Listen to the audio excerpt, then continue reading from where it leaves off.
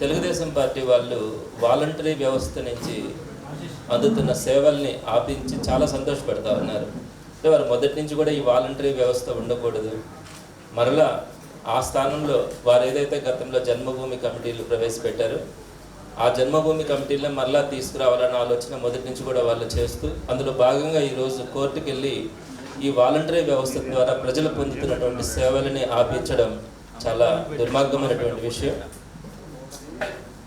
ఇందులో వారు ఫీల్ అవుతున్నది ఏంటంటే 2,60,000 మంది ఉన్నటువంటి వాలంటీర్స్ని అవమానించాము, వారి యొక్క సేవలను ఆపించాము అనుకుంటున్నారు. కానీ ఆపింది 2,60,000 మందికి సంబంధించినటువంటి ఇష్యూ కాదు. సమాజంలో 90% అంటే 1,60,00,000 కుటుంబాలలో 1,41,00,000 కుటుంబాలు ఈ వాలంటరీ సేవలని పొందుతూ ఉన్నారు. ఈ 1,40,00,000 కుటుంబాలన్నింటినీ కూడా అవమానించారు, ఇబ్బంది పెట్టారు. ఈరోజు చంద్రబాబు నాయుడు గారి వాస్తవ మనస్తత్వం ప్రజలందరికీ కూడా తెలిసింది. సామాన్యుల పాలిట ఆయన ఎంత కర్కశంగా ఉంటారు, కనీసం కనికరం కూడా ఉండదు అనే అభిప్రాయం ఆయనకున్నటువంటి అభిప్రాయాన్ని ఈరోజు ప్రజలందరూ కూడా మరొకసారి తెలుసుకోగలిగినారని మీ ద్వారా నేను తెలియజేస్తా ఉన్నాను. ఇకపోతే నేను ఇటీవల నారాయణ గారి మీద ఒక ప్రెస్ మీట్ పెట్టి ఆయన ఏదైతే అభివృద్ధి చేశాను అనే అబద్ధం మోసపు మాటలు చెప్తున్నారో దాని గురించి నేను మీ ద్వారా ప్రజలందరికీ కూడా వివరించడం జరిగింది.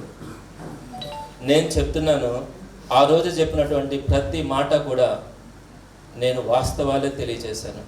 కానీ నారాయణ గారు ఒకే రోజు సుమారుగా 8 మంది దగ్గర ప్రెస్ మీట్లు పెట్టించి నన్ను నోటుకు వచ్చినట్టు తిట్టించారు. నేను నారాయణ గారిని ఒకటే అడుగుతా ఉన్నాను, మిమ్మల్ని నేను చాలా గౌరవంగా సంబోధిస్తున్నాను, చాలా గౌరవంగా కూడా మాట్లాడుతున్నాను. మీకు అర్హత లేకపోయినా గౌరవ ముఖ్యమంత్రి గారిని నోటుకు వచ్చినట్టు మాట్లాడుతున్నారు. రాక్షసుడని, సైకో అని మీకు నోటికి ఎంత వస్తే అంత మాట్లాడుతున్నారు. అయినా కూడా మేమెవ్వరం కూడా మిమ్మల్ని పల్లెత్తు మాట మాట్లాడి తిట్టట్లేదు. కానీ నేను మిమ్మల్ని మీరు చేసినటువంటి అబద్ధ ప్రచారాలు ఏవైతే ఉన్నాయో అంకెలతో సహా మీకు నేను వాస్తవాలు తెలియజేస్తే మీరు నోటుకు వచ్చినట్టు తిట్టిస్తున్నారంటే మీ సంస్కారం, మీ సంస్కృతి అర్థమవుతుంది ప్రజలందరికీ కూడా. మీ ఒరిజినాలిటీ ఈరోజు నెల్లూరు ప్రజలు అర్థం చేసుకుంటున్నారు. మీలో లోపల ఉన్నటువంటి అపరిచితుడు ఎలా ఉంటాడు అన్నది ప్రజలందరూ కూడా చూస్తున్నారు. ఏంటి అంత అవసరం, అంత అహంకారం ఏంటి? ఏం మాట్లాడాను? ఒకవేళ నేను మాట్లాడితే పలానాది తప్పుందని చెప్పండి. నెల్లూరు ప్రజలు ఈ సంస్కృతిని నచ్చరు అని నేను మీకు తెలియజేస్తా ఉన్నాను. ఇకపోతే నేను ఆ రోజు ఏదైతే కొన్ని పాయింట్స్ చెప్పినానో సుమారుగా నేను 15 పాయింట్స్ని మీ దృష్టికి తీసుకురావడం జరిగింది. ఆ 15 పాయింట్స్కి నేను కట్టుబడి ఉన్నాను. అవన్నీ కూడా నిజాలు. నేను ఒక్కసారి బ్రీఫ్గా నేను చెప్పిన ప్రతి మాటకి కట్టుబడి ఉన్నాను, అవి వాస్తవాలు అని నేను మరొకసారి నేను మీ దృష్టికి తీసుకొని వస్తున్నాను. అందులో భాగంగా మొట్టమొదటిది, సుమారుగా 70 సంవత్సరాల క్రితమే నెల్లూరు నగర నియోజకవర్గంలో ప్రస్తుతం 28 డివిజన్లు ఉంటే 13 డివిజన్లలో 70 సంవత్సరాల క్రితమే అండర్ గ్రౌండ్ డ్రైనేజ్ నేటికి కూడా చక్కగా ఉంది. రెండో పాయింట్, మీరు ఆ 13 డివిజన్లని వదిలేసి మిగిలిన 15 డివిజన్లలో మాత్రమే మీరు అండర్ గ్రౌండ్ డ్రైనేజీ పనులు ప్రారంభించారు. మూడవది, మీరు అండర్ గ్రౌండ్ డ్రైనేజ్కి అయితేనేమి, వాటర్ ఫెసిలిటీకి అయితేనేమి ₹1 కూడా రాష్ట్ర ప్రభుత్వ సహకారం నిధులు తీసుకురాకుండా పూర్తిగా హట్కో నుంచి 11% రేట్ ఆఫ్ ఇంట్రెస్ట్తో 830 కోట్ల రూపాయలు అప్పులు చేశారు. ఇది వాస్తవం. అలానే ఇందులో 430 కోట్లు అండర్ గ్రౌండ్ డ్రైనేజీకి, వాటర్ సిస్టమ్కి 400 కోట్లని మీరు అప్పుగా తీసుకున్నారు. తర్వాత ఇకపోతే ఈ అండర్ గ్రౌండ్ డ్రైనేజ్ సిస్టమ్ గురించి నేను చెప్పాను. 8.8004% ఎక్సెస్ అంటే 45.69 కోట్ల ఎక్సెస్కి మీరు పనులు చేయించారని. కానీ మీరు అది అబద్ధం అని చెప్తున్నారు. నేను దానికి సంబంధించినటువంటి ఎవిడెన్స్ను కూడా నేను మీకు చూపిస్తున్నాను. అండర్ గ్రౌండ్ డ్రైనేజీ పనులకి 8.8004% ఎక్సెస్ అంటే 45.69 కోట్లు. అలానే వాటర్ సిస్టమ్కి మరో 19.48 కోట్లు ఎక్సెస్గా మీరు పనులు చేయించడం జరిగింది. అదేవిధంగా ప్రజల మీద భారం పడకుండా మీరు చేసినటువంటి నిరుపయోగమైన 830 కోట్ల అప్పులలో వైఎస్ఆర్సీపీ ప్రభుత్వం ఇప్పటికీ 738.21 కోట్ల రూపాయలు రాష్ట్ర ప్రభుత్వం చెల్లించింది. తర్వాత మీరు 3 సంవత్సరాల పాటు 830 కోట్లు అప్పులు చేసి ఇంత టెక్నాలజీ ఉండి కూడా మీరు కనీసం ఒక్క ఇంటికి కానీ ఒక్క వీధికి కానీ మీరు అండర్గ్రౌండ్ డ్రైనేజీ కనెక్షన్ కానీ వాటర్ కనెక్షన్ కానీ ఇవ్వలేకపోయినారు. మీరు చేస్తున్నటువంటి పనులు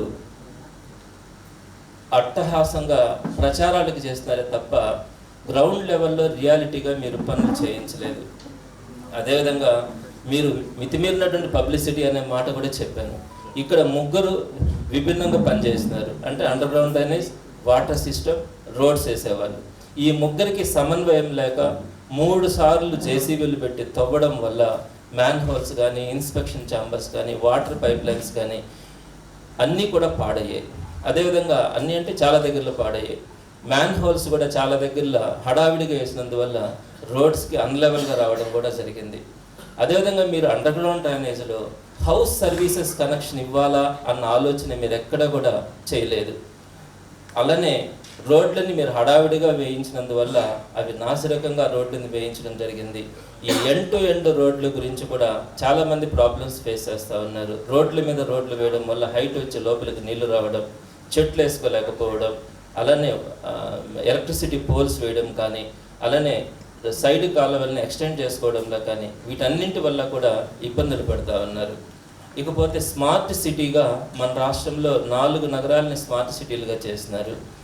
మీరు ఇక్కడ అర్బన్ మినిస్టర్గా ఉన్నారు స్టేట్ లెవెల్లో, గౌరవ వెంకయ్యనాయుడు గారు సెంట్రల్ లెవెల్లో అర్బన్ మినిస్టర్గా ఉన్నారు. మీరు కనుక స్మార్ట్ సిటీగా నెల్లూరుని ప్రకటింప చేసుకుని ఉంటే స్మార్ట్ సిటీ నిధులతోనే మనం నెల్లూరుని చక్కగా అభివృద్ధి చేసుకుని ఉండొచ్చు. కానీ మీరు ఆ ప్రయత్నమే చేయలేదు. నేను ఇక్కడ మీకు ఒక విషయం చెప్తున్నాను. మీరు మంత్రి అయిన వెంటనే అదే సంవత్సరం మీకున్నటువంటి మెడికల్ కాలేజీకి రాష్ట్రంలో ఏ మెడికల్ కాలేజీకి లేని విధంగా 250 సీట్స్కి మీరు ఎక్స్టెండ్ చేసుకున్నారు మీ నారాయణ మెడికల్ కాలేజీని. ఒక్కొక్క సీటు ఖరీదు సి కేటగిరీలో ₹1 కోటి పైనే తీసుకుంటున్నారు. సో అక్కడ చూపించినటువంటి చొరవ స్మార్ట్ సిటీని తీసుకురావడంలో ఈ కన్న భూమి కోసం అంటుంటారు కదా మీరు, దీనికోసం మీరు ప్రయత్నించుంటే మనము కేంద్ర ప్రభుత్వ నిధులతోనే మనం చక్కగా అభివృద్ధి చేసుకుని ఉండేవాళ్ళం. కానీ మీరు కనీసం కూడా ప్రయత్నం చేయలేదు. అలానే అండర్గ్రౌండ్ డ్రైనేజ్ విషయంకి వచ్చేటప్పటికి దోమలు లేని నెల్లూరుని నేను సృష్టిస్తాను అని చెప్పి మీరు మాట్లాడుతూ ఉన్నారు.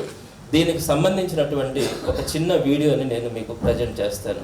ఇక్కడే ఉంటే కాదు, డెవలప్డ్ కంట్రీస్ చూడాలా. America, China, Japan, Russia, Singapore, Malaysia, Ashgabat, ఆ కంట్రీస్లో 100% డ్రైనేజ్ ఉంటుంది. ఒక్కటంటే ఒక దోమ ఉండదు. దోమ లేకుండా ఉండటానికి కారణం, దోమలు లేని నగరం కావటానికి కారణం ఒక్కటే చేయాలంటే అండర్గ్రౌండ్ సివరేజే. అంతేగాని కాలువలోకి అప్పుడప్పుడు మందు కొట్టి అప్పుడప్పుడు కాలువలు తీస్తే పోదు. ఏదైతే లీకేజీలు ఉన్నాయో ఆ లీకేజీలు అరికడితే చాలు. నేను మంత్రిగా ఉన్నప్పుడు లీకేజీలు అరికట్టి సంవత్సరానికి 2,000 కోట్ల రూపాయలు ఈ రాష్ట్రంలోని మున్సిపాలిటీ సేవ్ చేశా. ఎవరికి మీద ట్యాక్స్ పెంచ. నెల్లూరు ప్రజలందరికీ చెప్తున్నాను. కొందరు వచ్చి ఏం చెప్తున్నారంటే వైసీపీ నాయకులు అంతా మేమే డెవలప్ చేసాం. బహుశా కల్లో డెవలప్ చేసినట్టున్నారు.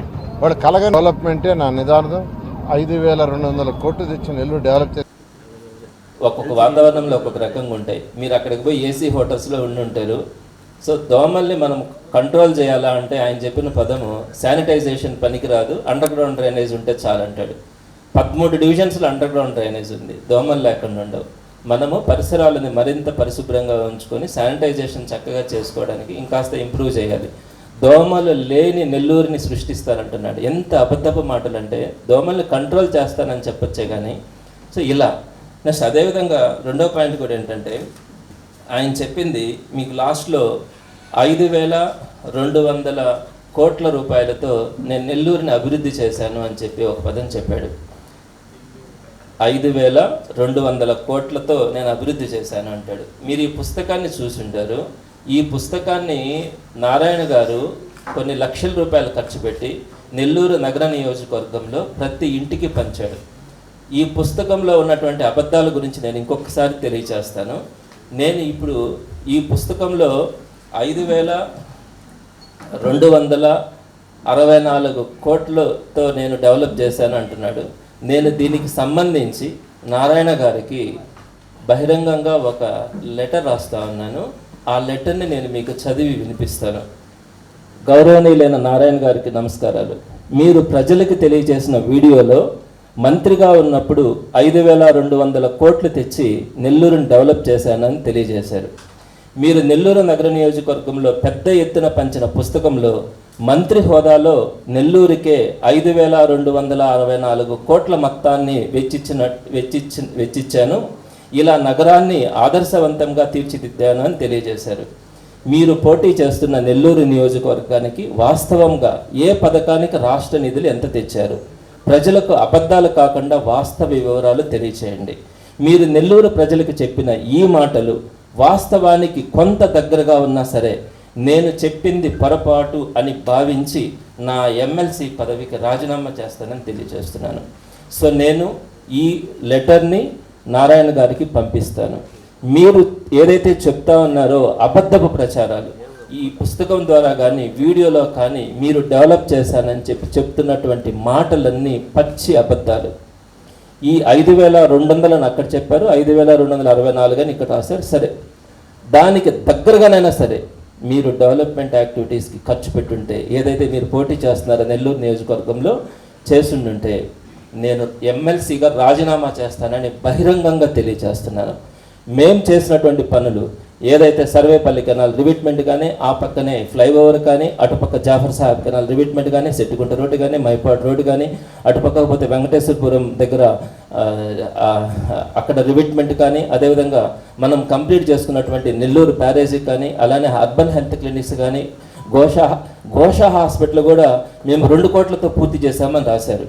ఎంత పచ్చి అబద్ధం అంటే దీంట్లో ఉండే మాటలన్నీ నేను ఇంకొకసారి దీని గురించి వివరిస్తాను. నెల్లూరు అభివృద్ధికి వైఎస్ఆర్సీపీ ఎంత నేను చెప్పింది ప్రతి ఒక్కటి కూడా నెల్లూరు సిటీ కాన్స్టిట్యున్సీ గురించి మాత్రమే చెప్పాను. అదేవిధంగా నెల్లూరు జిల్లాకు కూడా వైఎస్ఆర్సీపీ ప్రభుత్వం, అలానే రాజశేఖర రెడ్డి గారు కానీ ఆ ఫ్యామిలీ నెల్లూరు జిల్లాకి ఎంత డెవలప్ చేస్తుంది అనేది కూడా నేను ఈ మధ్య వివరించాను. ఇవన్నీ కూడా కళ్ళకు కనిపించే వాస్తవాలు. మీరు ఏదైతే అబద్ధాలు చెప్తున్నారో ప్రతిదీ కూడా మీకు అలవాటు. మొట్టమొదటి నుంచి కూడా అబద్ధాలు, మోసం చేయడం ఇవన్నీ కూడా మీకు అలవాటు. నేను చెప్తా ఉన్నాను నారాయణ సార్, మీరు మీ స్థాయి చాలా పెద్దది అనుకుంటా ఉన్నారు. ఓకే, మీకు సంబంధించిన వాళ్ళైనా దీని మీద ఒక క్లారిటీ, నెల్లూరు నగర నియోజకవర్గంలో మీరు ఏం అభివృద్ధి చేసినారు, ఏం పనులు చేసినారు, రాష్ట్ర ప్రభుత్వం నిధులు ఎంత వచ్చినాయి అనే వివరాలు మీకు కనుక తెలియచేస్తే మీరు వీడియోలో కానీ పుస్తకాల రూపంలో కానీ విడుదల చేసిన దానికి దగ్గరగా ఉన్నా సరే నేను ఎమ్మెల్సీ పదవికి రాజీనామా చేస్తానని మరొకసారి మీకు తెలియచేస్తా ఉన్నాను. మీరు ఏదైతే పుస్తకంలో అబద్ధాలు ఏదైతే తెలుపున్నారో వాటన్నింటినీ కూడా నేను మరో ప్రెస్ మీట్ పెట్టి ఆ వివరాలన్నింటినీ కూడా ప్రజలకు తెలియచేస్తానని సవినయంగా మీ ద్వారా అందరికీ తెలియజేస్తాను.